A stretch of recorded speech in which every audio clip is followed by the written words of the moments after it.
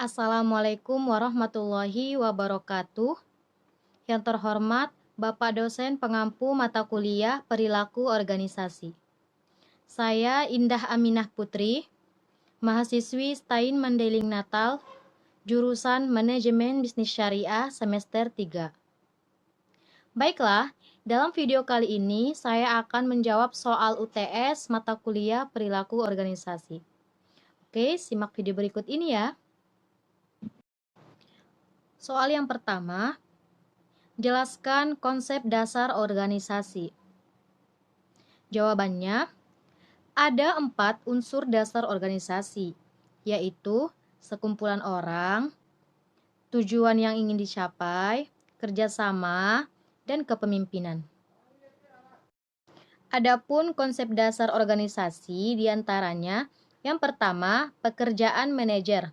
Nah, pekerjaan manajer ini biasanya adalah membuat keputusan, mengalokasikan sumber daya, dan mengatur aktivitas bawahan. Selain itu, pekerjaan manajer yaitu planning atau perencanaan, organizing atau organisasi, leading atau kepemimpinan, dan controlling atau mengontrol. Dan pekerjaan manajer juga dipandang dari segi interpersonal, informasional, dan desisional.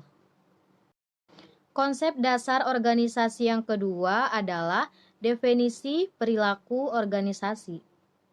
Nah, organisasi adalah suatu unit sosial yang dikoordinasikan secara sadar yang terdiri dari 2 orang atau lebih, yang berfungsi dalam suatu dasar yang relatif terus-menerus guna mencapai satu tujuan atau tujuan bersama. Perilaku organisasi ini berguna untuk mengetahui sifat-sifat individu dalam berkinerja dalam suatu organisasi. Kemudian, konsep dasar organisasi yang ketiga adalah disiplin ilmu yang mendukung perilaku organisasi, yang terdiri dari psikologi, sosial psikologi, sosiologi, dan antropologi. Konsep dasar organisasi yang keempat adalah tantangan dan peluang perilaku organisasi. Adapun tantangan dan peluang perilaku organisasi diantaranya, yang pertama, merespon globalisasi. Yang kedua, mengelola keragaman angkatan kerja. Yang ketiga, meningkatkan kualitas dan produktivitas. Yang keempat, merespon kurangnya tenaga kerja. Yang kelima, meningkatkan layanan pelanggan. Yang keenam, bekerja dalam organisasi berjaringan. Yang ketujuh, membantu karyawan menyeimbangkan konflik. Kemudian, konsep dasar organisasi yang kelima adalah model perilaku organisasi. Di antaranya, adanya produktivitas, adanya efektivitas, adanya efisiensi, adanya mangkir, kepuasan kerja, dan perilaku menyimpang di tempat kerja. Soal yang kedua adalah jelaskan pengertian dan contoh 3 teori organisasi. Jawabannya, yang pertama, teori klasik. Teori klasik adalah teori yang memiliki konsep organisasi mulai dari tahun 1800. Teori klasik ini disebut juga sebagai teori tradisional. Teori klasik berkembang menjadi 3 jalur atau 3 aliran, yaitu birokrasi. Birokrasi dicirikan oleh aturan yang tegas, impersonal, objektivitas, dan kedisiplinan yang tinggi. Contohnya, presiden dan gubernur. Yang kedua, manajemen ilmiah. Teori ini mendorong manajemen lebih profesional. Dalam teori ini, organisasi berjalan berdasarkan riset. Yang ketiga, teori administrasi. Teori ini berkaitan dengan organisasi, contohnya surat menyurat dan keuangan. Teori yang kedua adalah teori neoklasik. Dalam teori neoklasik, percobaan ini memperhatikan aspek hubungan antar manusia dalam organisasi. Maka, pendekatan ini dikenal sebagai pendekatan hubungan kemanusiaan. Kemudian, fokus pada aspek kemanusiaan berakibat pada kurang diperhatikannya aspek lain dari organisasi, sehingga hal ini menjadi kelemahan dari pendekatan ini. Pendekatan ini muncul sebagai kesimpulan dari serangkaian percobaan yang dilakukan oleh Elton Maya. Mempelajari pengaruh kondisi fisik, ruangan tempat bekerja dengan prestasi kerja. Dan faktor ikatan sosial memiliki pengaruh terhadap prestasi kerja. Teori yang ketiga adalah teori modern. Dalam teori modern, pendekatan ini mampu menyatukan keseluruhan pandangan dalam analisis organisasi. Diawali dengan penelitian yang dilakukan oleh Woodward pada tahun 1950 di Inggris. Penelitian ini menemukan bahwa keberhasilan perusahaan ditentukan oleh kelompok teknologi dengan karakteristik yang bisa jadi berbeda dengan perusahaan lain. Adaptasi terhadap lingkungan juga menjadi faktor dalam keberhasilan suatu organisasi. Contoh teori modern yaitu seperti suruh-suruh delivery, Gojek, Lazada, OLX, Shopee, dan lain-lain. Oke, soal yang keempat adalah jelaskan rincian pekerjaan manajer yang terdiri dari planning, organizing, leading, dan controlling. Jawabannya, yang pertama, planning atau perencanaan. Adapun perencanaan seorang manajer, yang pertama, pendefinisian tujuan suatu organisasi. Yang kedua, penentuan strategi keseluruhan mencapai tujuan. Yang ketiga, pengembangan serangkaian rencana komprehensif untuk mengkoordinasi berbagai aktivitas. Yang kedua adalah organizing atau pengorganisasian.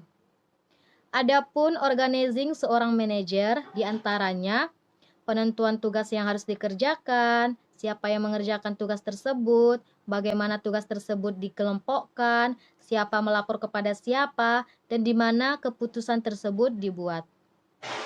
Yang ketiga, leading atau kepemimpinan. Leading ini adalah proses kepemimpinan untuk mengatur individu dan menyelesaikan konflik. Yang ketiga adalah leading atau kepemimpinan.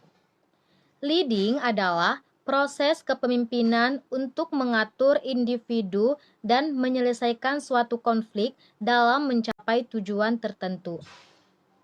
Proses yang meliputi adalah pemberian motivasi kepada karyawan, mengatur aktivitas individu, memilih saluran komunikasi paling efektif, dan penyelesaian konflik. Yang keempat adalah controlling atau mengontrol. Controlling adalah kegiatan memantau aktivitas untuk memastikan aktivitas tersebut diselesaikan seperti yang telah direncanakan dan membetulkan penyimpangan-penyimpangan yang signifikan. Soal yang keempat adalah jelaskan proses pendekatan peran manajerial yang terdiri dari interpersonal, informasional, dan desisional. Proses pendekatan peran manajerial dipandang dari sisi interpersonal, yang terdiri dari pertama, figurehead atau pimpinan simbolis, yang berfungsi sebagai melakukan sejumlah tugas rutin dari sebuah lembaga hukum atau sosial, seperti mengawasi dan memberikan arahan. Contohnya, presiden. Yang kedua, leader atau kepemimpinan. Berfungsi sebagai bertanggung jawab memotivasi karyawan dan mengarahkan karyawan, dan menjadi kunci naik turunnya suatu bisnis. Yang ketiga, liaison atau penghubung. berfungsi sebagai mempertahankan jejaring koneksi luar yang memberikan bantuan dan informasi. Contohnya, mendapatkan dana dari kegiatan. Kemudian, proses pendekatan peran manajerial dipandang dari segi informasional, yang terdiri dari pertama, monitor atau pemantau, berfungsi sebagai menerima berbagai informasi, bertindak sebagai pusat saraf informasi internal dan eksternal suatu organisasi. Yang kedua, diseminator atau penyebar, berfungsi sebagai meneruskan informasi dari luar organisasi kepada anggota organisasi untuk membantu suatu pertumbuhan. Yang ketiga, spokesperson atau juru bicara, berfungsi sebagai meneruskan informasi kepada orang luar mengenai rencana, kebijakan, tindakan, hasil, dan bertindak selaku ahli dalam industri organisasi. Kemudian, proses pendekatan peran manajerial dipandang dari segi desisional, yang terdiri dari yang pertama, entrepreneur atau kewirausahaan, berfungsi sebagai mencari peluang dalam organisasi dan lingkungan serta memprakarsai proyek untuk membuat perubahan. Yang kedua, disturbance handler atau penyelesaian masalah, berfungsi sebagai bertanggung jawab atas tindakan kolektif ketika organisasi menghadapi gangguan penting yang tidak terduga. Yang ketiga, resource allocator atau alokasi sumber daya, berfungsi sebagai membuat atau menyetujui keputusan-keputusan organisasi yang signifikan.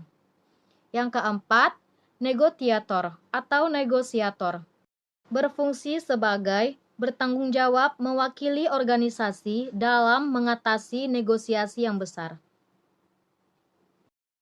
Soal yang kelima adalah, sebutkan masalah komunikasi organisasi yang kalian ketahui dan jelaskan bagaimana solusi yang kalian lakukan.